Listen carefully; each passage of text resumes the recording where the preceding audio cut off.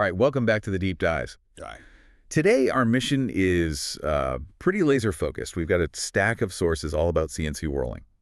And we're diving in to figure out why this highly specialized manufacturing process is almost always custom designed. I mean, you hear these stories from shops, right? Oh, all the time. They need these incredibly precise threads, and they need them done in seconds. But the standard machine setups, they just keep producing these frustrating rejects, profile errors. And you have operators spending hours, literally hours, just tweaking the settings. Trying to dial it in. Exactly. So why can't they just, buy a whirler off the shelf, plug it in, and press go? It's a fantastic question. It really is, because it feels like it should be simpler. In a world that's all about standardization, whirling is this major outlier. And that frustration you mentioned, the endless tweaking, the pile of rejects, it all comes down to a single, really unforgiving principle. Okay, so let's unpack that. I think the sources pointed to this almost immediately. The core insight seems to be that customization is vital because of this unique one-pass forming method. It's like trying to draw a masterpiece with a single continuous pen stroke, no erasing. That is the perfect analogy. I mean, think about standard turning. You might take, 3, 4 passes? A roughing pass, a semi-finish, a final finish pass? You have chances to fix mistakes. You have multiple opportunities to correct things. Whirling, though, is what we call a generative process. The tool is essentially the negative mold of the finished part, and it creates that part in one continuous cutting action. So there's basically zero margin for error. If that tool geometry isn't perfect from the get-go, you don't get a second shot. Nope, the part's already ruined. Wow. And that forces the entire system to be designed holistically right from the start. If that tool's geometry doesn't match the workpiece perfectly, you immediately get problems. Chatter marks, way too much heat, and the worst one, broken inserts. Because the tool is rubbing instead of cutting cleanly. Precisely. It's rubbing where it should be shearing. And those generic, one-size-fits-all attachments, they just can't deliver that level of immediate precision. It's an unsustainable way to manufacture parts like this. Okay, so if that one-pass rule is the foundation, let's build on that. The first major hurdle seems to be the geometry of the threads themselves. This is where it gets really interesting. The sources say the complexity just ramps up dramatically when you're not making a simple bolt. Absolutely. The everyday stuff, bolts and basic screws, they use simple V-threads, maybe square threads. But when you get into high-end applications, we're talking aerospace, medical devices, defense, the geometry gets wild. And what kind of specific geometries are we seeing? Well, the sources kept highlighting the demand for things like multi-start worms, asymmetrical worms, even free-form surfaces.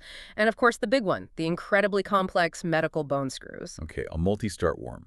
That means the thread has multiple starting points around the shaft, right? How does a generic machine even begin to fail at that? It just lacks the agility. It doesn't have the flexibility for the simultaneous multi-axis movements you need to trace those complex paths. The most critical piece of the puzzle is the cutter head itself. The sources are clear. You have to be able to adjust the cutter head helix angle to exactly match the pitch of that screw. And if you're off by, even a tiny fraction of a degree? The whole cut fails. The physics of it just fall apart.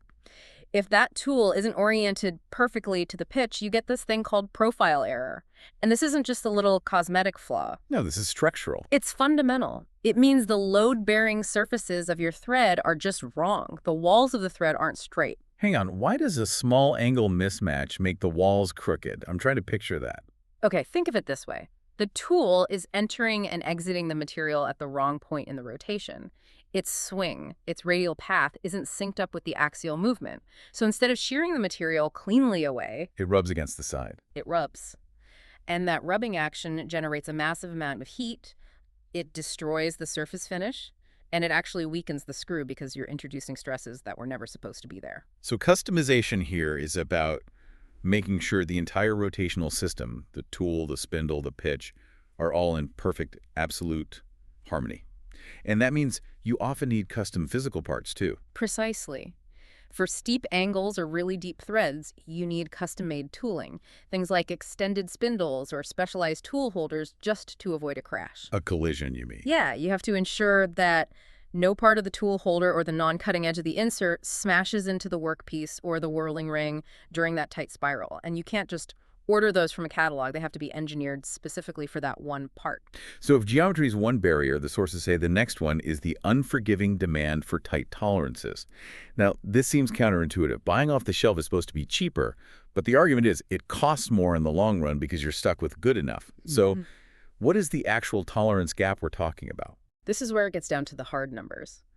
A generic CNC tool, one for broad industrial use, is usually working with tolerances around, say, plus or minus 0.005 of an inch. Which is about mid-0.127 millimeters for anyone using metric. Right. And that's sort of the default that most fixed setups can hit reliably. Okay, now compare that to what high-end whirling needs to achieve. For these mission-critical parts, we're talking about tolerances as tight as plus or minus 1,000th of an inch. That's around 0.025 millimeters, sometimes even tighter. Wow, so that's 5 times more precise.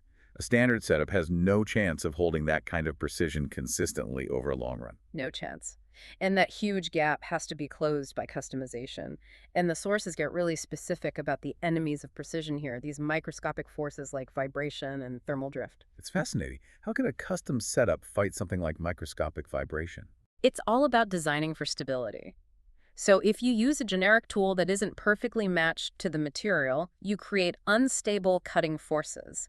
The tool might deflect by a few microns, or the whole machine might start to shake even if you can't see it. And that vibration transfers directly onto the part. Directly onto the thread profile. And a few microns of movement shows up as chatter marks, which ruins your surface finish. Customization is about engineering the perfect tool geometry to create stable cutting forces, which dampens that vibration. It also accounts for things like how much the material will expand from the heat of the cut. So it's about getting everything right, not just for speed, but for meeting actual legal or regulatory standards. The sources mentioned 7-8 grade thread accuracy standards. What does that actually mean in the real world? That grade signifies a level of quality you need for high reliability applications. Think fasteners on an airplane, a critical medical implant, or scientific measuring tools. If your thread doesn't meet that grade, the part is scrap. It's useless. And by customizing the whole process, you also hit those surface roughness targets, the raw values of 1.6 to 3.2 micrometers. Exactly. And that's so crucial for parts like lead screws where you have to minimize friction. If the surface is too rough, friction goes up, efficiency goes down, and the part just wears out way too fast. Customization basically gives you an engineered guarantee that you'll hit that sweet spot of high precision and a super smooth finish. All right, let's pivot a bit. We've talked about the physics and the precision. Now let's get into the material itself. I loved how the sources categorize materials by their personality. It's like cutting soft aluminum is one thing, but medical-grade titanium is a completely different battlefield. It absolutely is. It's a material war. And you can't bring the same strategy, the same weapon to every fight. A one-size-fits-all approach just gets you slaughtered. So let's break down those personalities. Let's start with the really tough ones, the ones the sources called the tool eaters. Ah, yes. The hard materials. That's things like hardened steel, maybe in the HRC 35 to 45 range.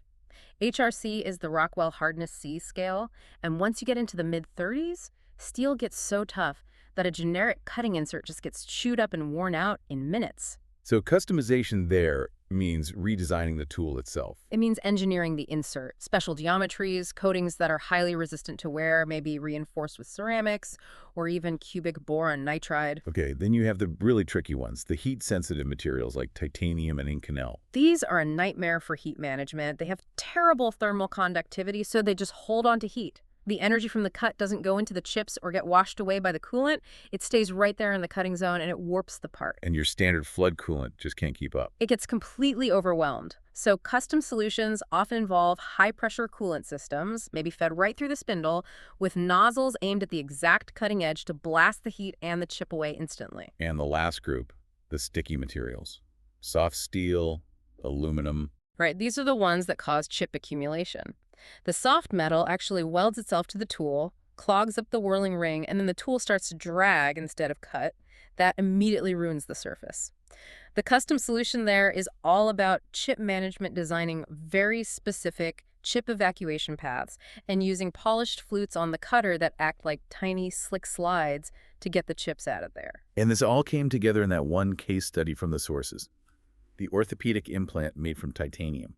That example was so compelling. It's the perfect illustration. You have a customer making these high-stakes implants.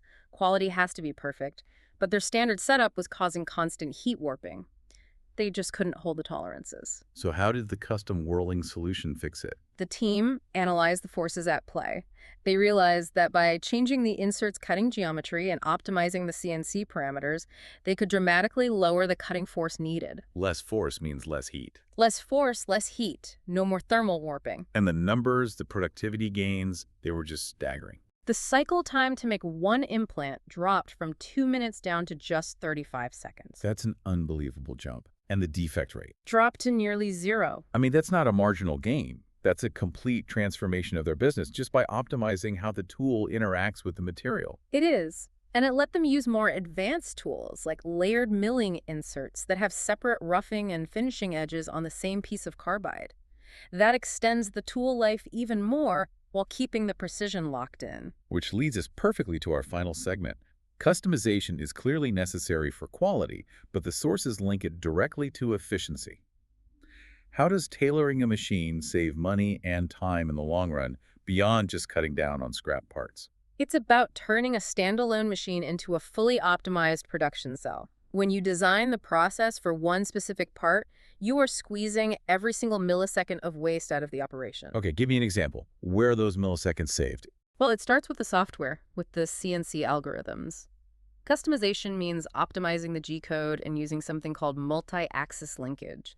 That's perfectly coordinating the spindle speed, the cutter feed rate, and the part's axial movement, all simultaneously. Whereas generic software has little delays and buffers built in. Exactly. Those little hesitations between movements, customized algorithms eliminate them, and over thousands of parts, those milliseconds add up to hours of saved production time.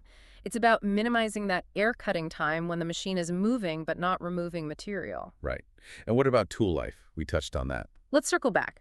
When a tool is designed for a clean shear cut, it experiences way less friction and wear than a generic tool that's just rubbing or chipping material away. The sources suggest custom tooling can extend tool life by up to 50%.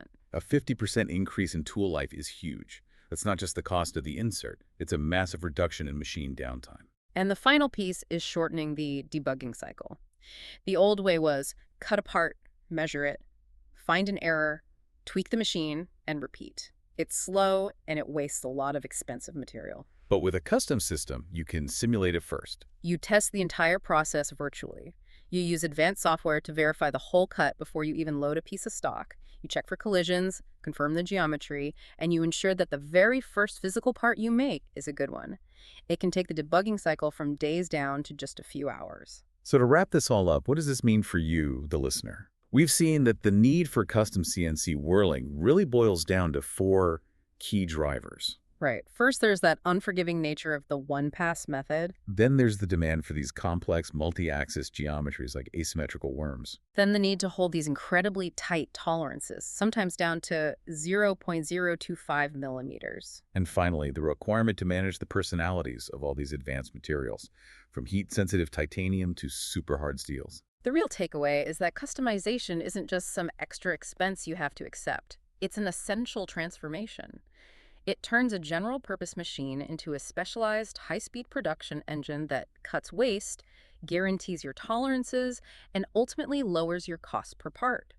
This deep dive really reveals that in this world of high-precision machining, the true limiting factor isn't the skill of the operator or the top speed of the motor. It's the precise, engineered harmony between the material and the tool. And that raises an important question for you to consider. If you can get a 50% improvement in tool life and drop your defect rate to near zero just by optimizing the tool's interaction with the material, where else in your own process, your daily work, are you accepting a generic good enough solution when customized perfection is actually within reach?